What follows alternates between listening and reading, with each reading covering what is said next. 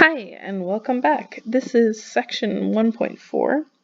So we're just going to dive right in. We are going to talk about limits and the derivative. So probably, unless you've taken a calculus class before, probably this is your first time hearing about a limit. So we say the limit as x approaches c of f of x is L. So that's how you would say this part right here. And each thing has a meaning. So f of x is the function. Sometimes I think of this as the height of a curve.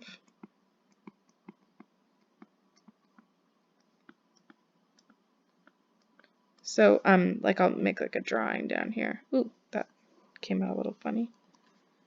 So I've got down here, I've got the y-axis and the x-axis. And then I'm going to draw a curve that looks like that. So this function is f of x. So it's the height of a curve of some kind. X is the variable, and it's on the x-axis, of course. So x is a variable, c is an x value, and it's a number we want to examine. It's like an important number. So I got a new stylus. I feel like my handwriting got a lot better. Now, L is the height of the function near C.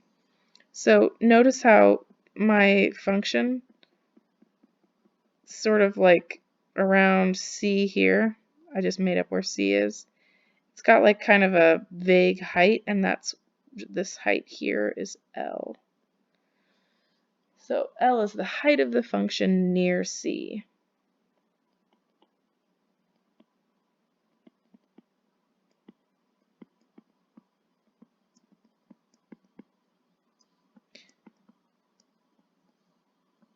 Function near C. If there's an important part here, it's that I'm using the word near.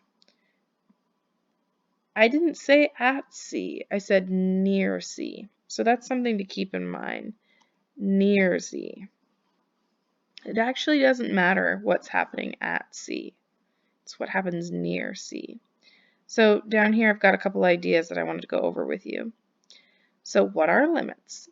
We want to see what y value the equation is getting closer and closer to as we make the x value get closer and closer to some pre-chosen number, like C.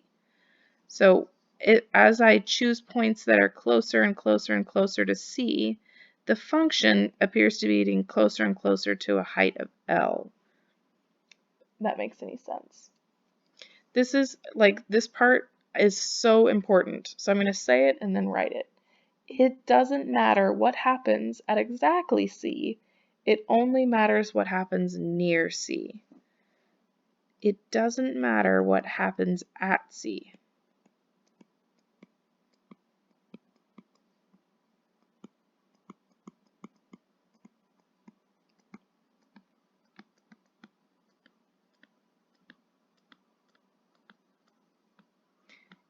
It only matters what happens near C.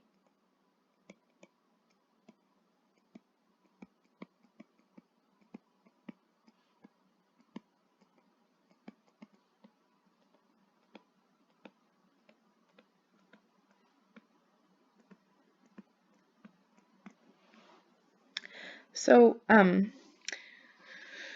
let's go to the next bullet point. We want to know what the equation equals around a certain number. Sometimes it's more helpful to know what is in the area than the actual exact answer. For example, telling you that my friends live on Locust Street in Corvallis, that doesn't mean anything to you unless you know exactly where that is. If you live in Corvallis, it's probably more helpful to know that they live near Winco. So that's kind of a specific example to Corvallis, but I think the point still stands. Just giving someone the exact address where someone lives. Yes, you can use Google, But if you're just like conversationally talking to someone, sometimes it's better to just say what's near, and that sometimes that will help. So that's just an idea to think about. So let's start with an example. Use the table below to evaluate the limit as x goes to 16 of g of x. So the equation that we're talking about this time is g of x. The variable is that guy right there, is x. The number of interest is 16.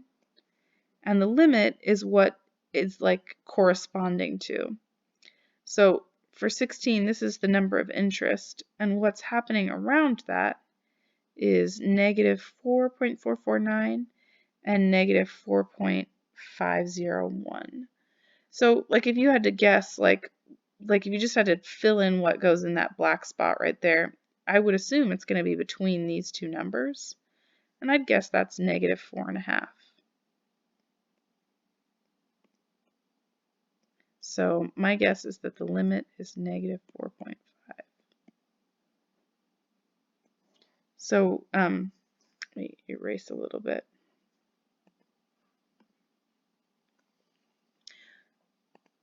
So I'm thinking this is like my number of interest here, and I want to guess like what the output would be. So that's kind of like the limit, is guessing what the y value is. Let's try another one. Oh, actually no, let's talk about limits from the left and the right. So in the last one, we imagined it going from like both sides, you know, like from the left side. Oh, still on eraser mode. We imagine the limit from the left and the limit from the right, and we kind of think about them meeting in the middle. But sometimes it's nice to just think about one side or the other. So let's write down some definitions and we'll talk more about it. When we say the limit as x approaches c with this little plus here, that means from the right. So what y value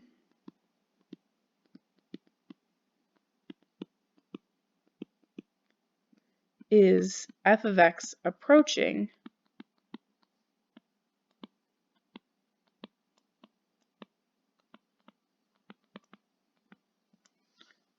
when you choose x values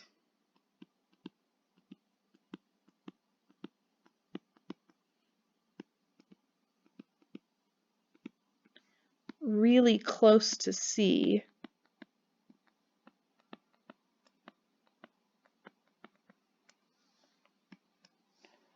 but from the right.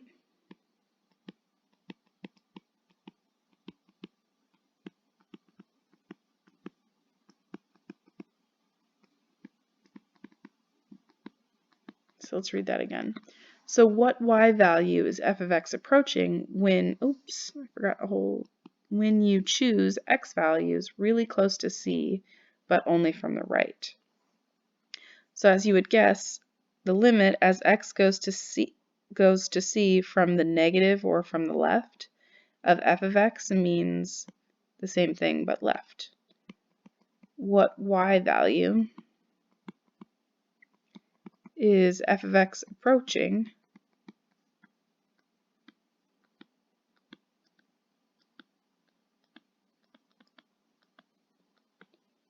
when you choose x values close to c, but from the left.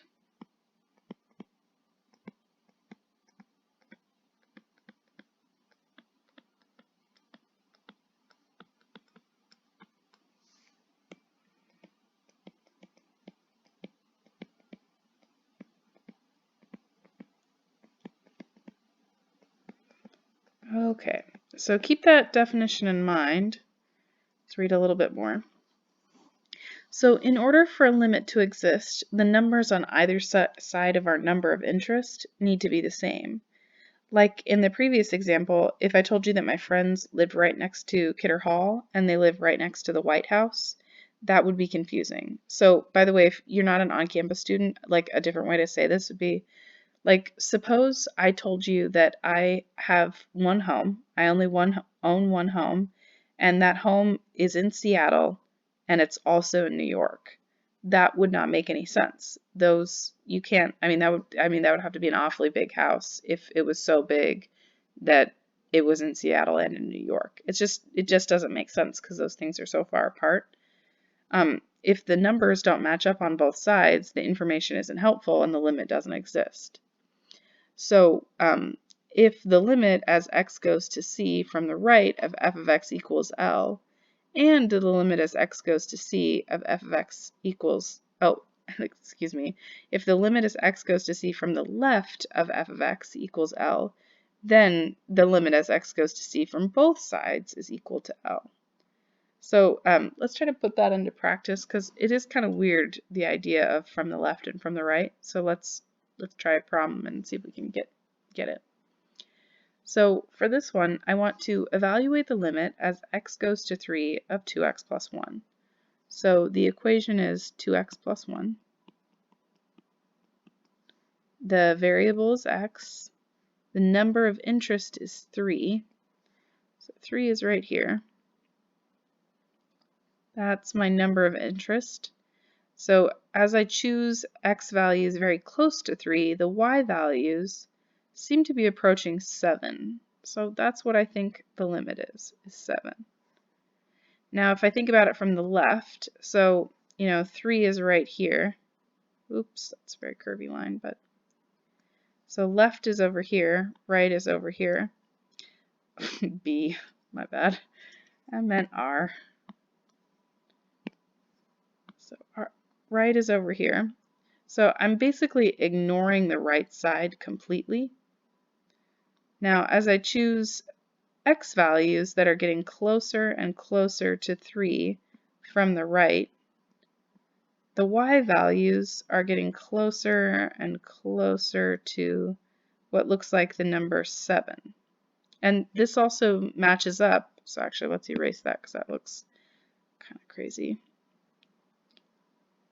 Okay. That matches up here in this table. So, this is the number of interest. This is to the right of 3, and this is to the left of 3. So as I choose these numbers and I get closer and closer to 3, the y value seems to be getting closer and closer to 7. So I think the limit from the left as x goes to 3, I think that's 7. But it's the same if I go to the right. Like oops, let's get the eraser. Coming from the right, I still get the same thing. But just to really drive it home, if I'm approaching from the right, I'm just going to basically cross out the whole left side and ignore it. But still, this line seems to be approaching a height of 7. So I think the limit from the right is also 7. Okay, since they're the same, so are they the same? Yes. The limit is just 7. Now I want to find out what f of 3 is. Looks like it's 7. So this is something that a point I want to drive home. This limit, the value f of 3 equals 7, that doesn't matter when I ask about the limit. There's no connection what f of 3 is versus the limit as x goes to 3. Because when we talk about limits, we don't care what's happening at exactly 3, we just care what's happening around it.